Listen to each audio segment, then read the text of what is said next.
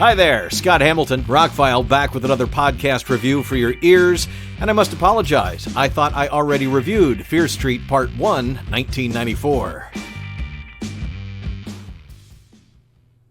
Yeah, this is one of those where I thought of a podcast in my head over the weekend or whatever, and then never really recorded it because it was the holiday.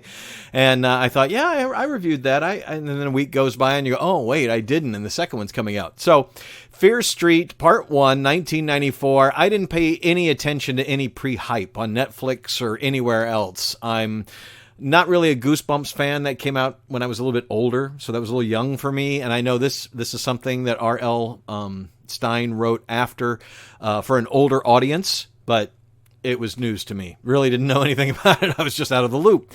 And so when it debuted on Netflix, I've got friends and other people all of a sudden are just like, wow, this is really surprisingly good. So I looked it up, checked some reviews, and figured out what it was all about and watched it. And the short version is, you need to watch this if you like old school horror movies. This was great. That's a short review. I'm not going to get into major spoilers, but we can talk about the movie a little bit with the second part coming out this weekend, sometime around when this is going to debut. Netflix did a weird thing. They bought the property, they filmed 3 movies, and they're releasing them one week after the other. I really had no idea, because when the first previews popped up, I went, oh, look, another teen horror movie based on something that looks like Stranger Things. And actually, there's all sorts of fan theories out there that this is going to tie into Stranger Things somehow, some way. But this trilogy, people are praising it for the performances, the direction, the cinematography, all the nods to other things. It's got an incredible soundtrack from the 90s. This is exactly how an homage to old classic slasher movies should be done for a modern audience, in my opinion. Because like I said, when I started watching this, I'm like, man, another horror movie about teens and high school and a curse. And it was if it didn't have such a really great opening, and it really does, I don't know that I would have stuck around for it, but I did. And because everybody said you really need to see this, I was thoroughly entertained the whole time. I don't want to get into spoilers because there's going to be 2 more movies, and when they're all done, we can talk about them, right?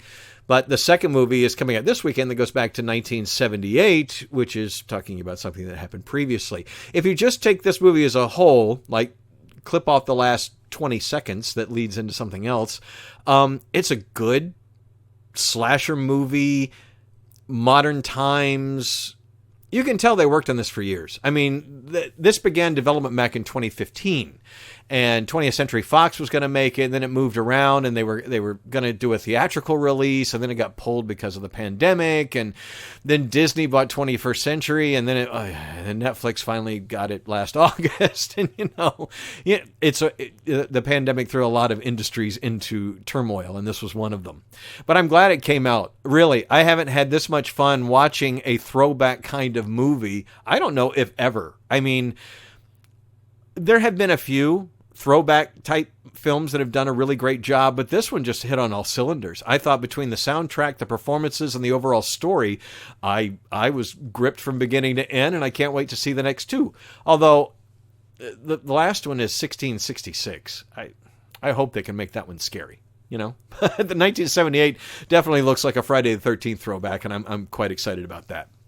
So, like I said, we'll do a spoiler review when all 3 are out. We can talk about it. But if you haven't watched in the last week Fear Street Part 1, 1994, and you don't know anything about the sequel coming out, if you like old school horror movies, you have a sense of humor, especially a dark sense of humor, and you like 90s tunes, man, this is... The Garbage song they played towards the beginning actually came out in 1995, but maybe a single hit in the end of 94. I'll cut them some slack on that. But the rest of the soundtrack does fit the movie that takes place in 1994. Everything was pre-94 except for that one track, and it's a great soundtrack. I mean, if I didn't already own all those songs, I'd be like picking up the soundtrack like Guardians of the Galaxy is just a good mixtape, but I'll make one because, again, music is one of my favorite things on the planet, but it can do so much for a movie. And you can't tell me John Williams' score and Jaws and Star Wars didn't make those movies. They were already great, but that just elevated them. And when you have a music-oriented soundtrack, a popular music-oriented soundtrack, if they get the mix right, the right songs for the right people that are watching the movie with the right vibe, it can be great, and it can elevate just like an orchestral soundtrack. And this really did.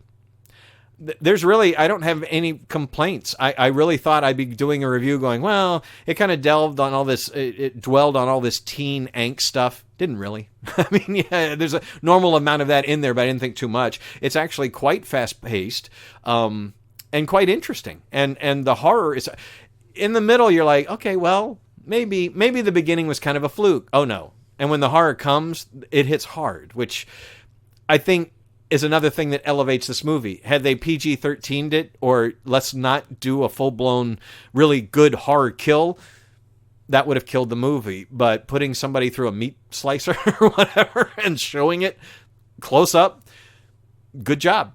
Fear Street Part 1, 1994, best little horror movie I've seen in a while, especially if you're looking for a throwback to the early 90s and the kind of slasher picks we don't get anymore.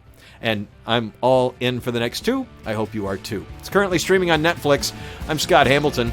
The ROCKFILE is my website, because ROCKFILE is my nickname. It's got links, and please like, share, and subscribe. Love that. And I appreciate you listening very much. I'll catch you on the next one.